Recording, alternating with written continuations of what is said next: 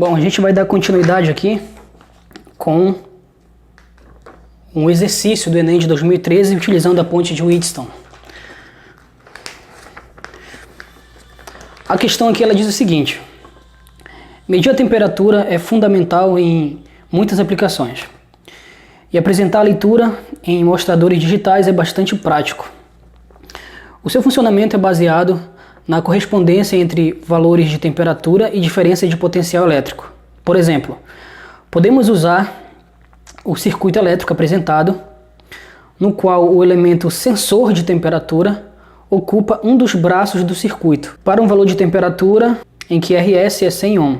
A leitura apresentada pelo voltímetro será D, e aqui a gente tem as alternativas. Bom, o que a gente vai fazer aqui? A gente vai fazer o seguinte: a gente vai utilizar aquela fórmula que a gente deduziu no vídeo passado. A fórmula para descobrir o potencial elétrico. Nesse braço aqui a gente tem um sensor. Esse RS aqui é um sensor de temperatura. E esse sensor de temperatura está relacionado com a resistência, né? Então tem uma relação entre resistência e temperatura. Isso é muito utilizado no dia a dia. O chuveiro elétrico é um exemplo disso, né? Você tem uma resistência interna e através dessa resistência ele aquece a água. Então tem muita utilidade. A chapinha, o ferro de passar roupa, diversos equipamentos eletrodomésticos e equipamentos industriais também utilizam essa relação entre resistência e temperatura, então é muito comum. Então você tem um sensor nesse circuito com uma resistência de 100 ohm.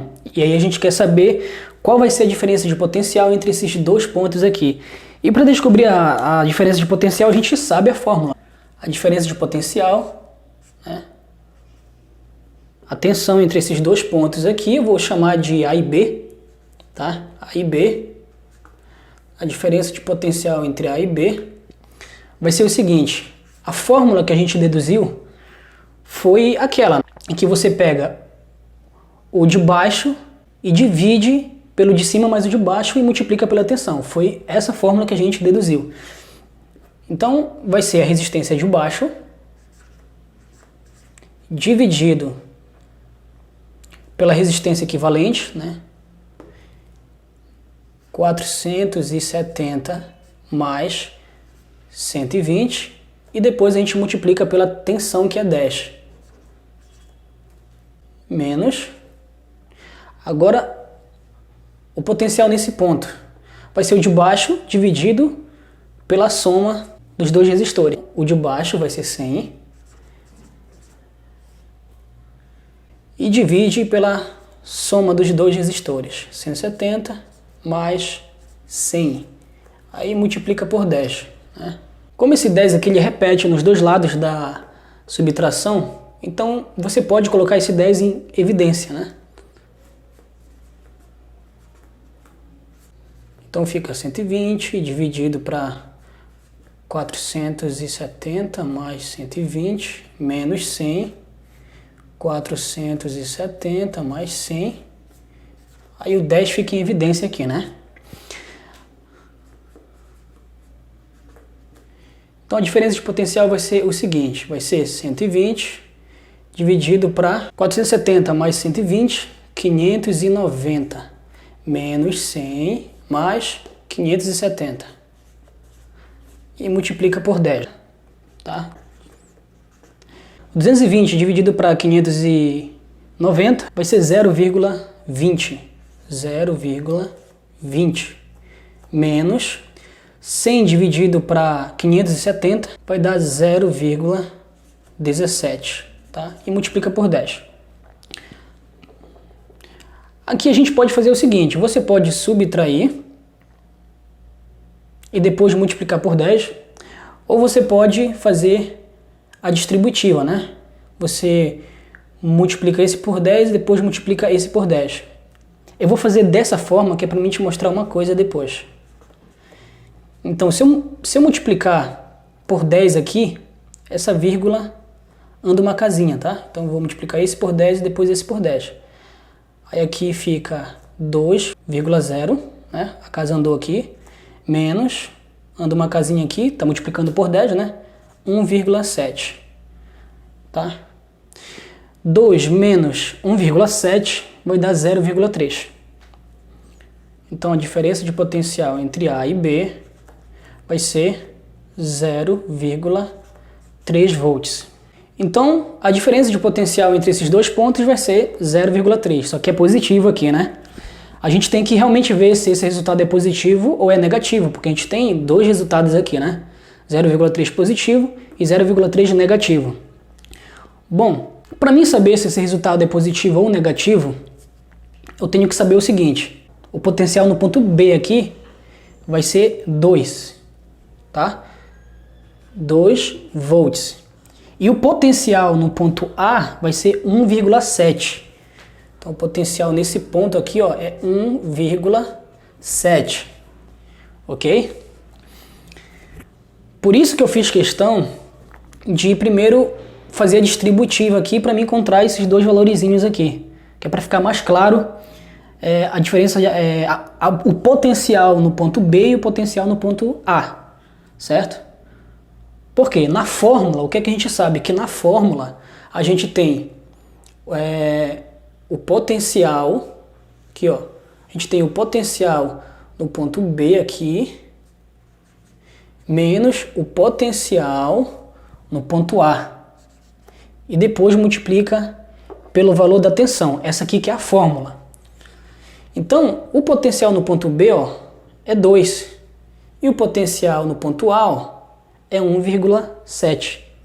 Então, quando eu colocar um multímetro entre esses dois pontos, o valor ele pode mudar de sinal dependendo se eu colocar certo ou errado a ponta de prova. Como assim? Eu tenho um multímetro aqui, deixa eu pegar ele. Cadê? Tá aqui. Eu tenho um multímetro aqui, ó. Tá? Aqui, ó. Esse multímetro tá até com a perninha quebrada. Mas vai dar de explicar. Eu tenho aqui um multímetro, né? Tenho aqui as perninhas do multímetro, tá? Esse vermelho aqui vai ser a ponta de prova positiva. E a ponta preta vai ser a ponta de prova negativa. Eu sei que a gente costuma auxiliar o negativo com o vermelho, né? Mas é o contrário aqui, tá? A ponta positiva vai ser essa ponta vermelha aqui. E a preta vai ser a ponta negativa. Então o que vai acontecer aqui? Se eu pegar uma pilha, deixa eu ver uma pilha. Tem uma pilha ali, mas vai ser melhor desenhar. Vamos supor que eu tenho uma pilha, tá? Tenho uma pilha aqui. Aqui é o lado negativo da pilha, aqui é o lado positivo da pilha, certo? Vamos supor que eu tenho uma pilha de 9 volts. E essa pilha é corrente contínua, né? Se eu pegar a ponta vermelha, que é a positiva, e colocar aqui, e a ponta preta, que é a negativa, e colocar no menos, o resultado vai ser... Deixa eu até trocar de cor aqui. Então eu tenho aqui a ponta de prova preta.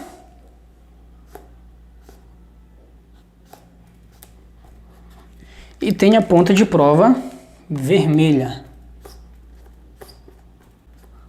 O multímetro aqui, ele vai mostrar um valor de mais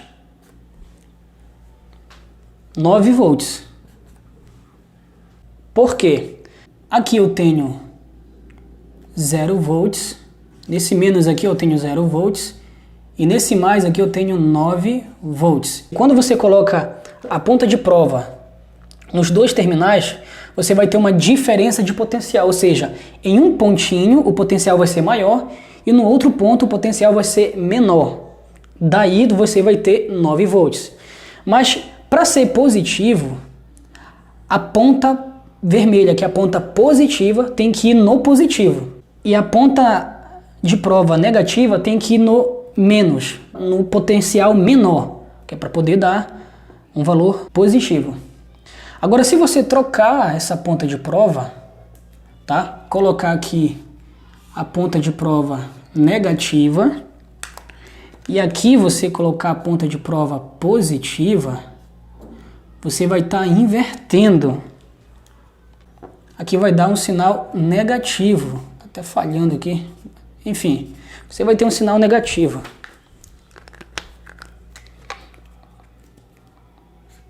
Menos 9 volts. Porque a ponta de prova positiva, ela está indo no negativo. E a ponta de prova negativa está indo no positivo, tá ao contrário, não pode ser assim. Na verdade está invertido, né? Então vai dar 9 volts, vai, mas como a ponta de prova está trocada, então vai dar um sinal negativo. Para o sinal dar positivo, a ponta de prova menos tem que ir no menos, a ponta de prova mais tem que ir no mais. Então o que está acontecendo aqui? Na questão ele te deu o sinal. O multímetro ele está no ponto A aqui, ele está com a ponta de prova positiva e no ponto B está com a ponta de prova negativa. Agora, para mim saber se o valor é positivo ou negativo, eu tenho que fazer justamente essa análise que eu fiz ali. A ponta de prova positiva tem que ir no potencial maior e a ponta de prova negativa tem que ir no potencial menor para poder dar um sinal positivo aqui. Então o correto seria esse, né? Ponta de prova negativa, ponta de prova positiva, para poder dar um sinal positivo, tá? Mais com mais, menos com menos. Esse menos ele está conectado no potencial maior, que é o 2. E esse mais está conectado no potencial menor, que é 1,7. E aí, o que você acha? O sinal vai ser positivo ou negativo? O sinal vai ser negativo. Por que o sinal vai ser negativo? Simples, né? Porque para dar positivo esse resultado aqui, o potencial maior tem que estar ligado no positivo e o potencial menor tem que estar ligado no negativo. Ou seja, potencial menor tem que estar ligado no negativo, potencial maior tem que estar ligado no positivo. Então o sinal aqui vai ser negativo porque está invertido. O potencial maior está ligado no negativo e o potencial menor está ligado no positivo. Então tá trocado aí, né? Então o resultado aqui, no fim das contas, vai ser menos 0,3 volts, que vai ser a letra D. E assim a gente finaliza essa questão sobre a ponte de Wheatstone.